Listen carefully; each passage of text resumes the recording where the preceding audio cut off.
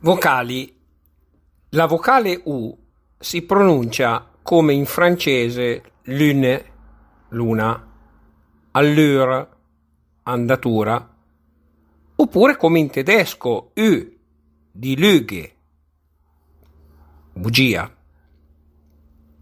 Quando aperta in finale di parola è accentata de perlù, solo, virtù, virtù, menù, menù, dedù, dedurre.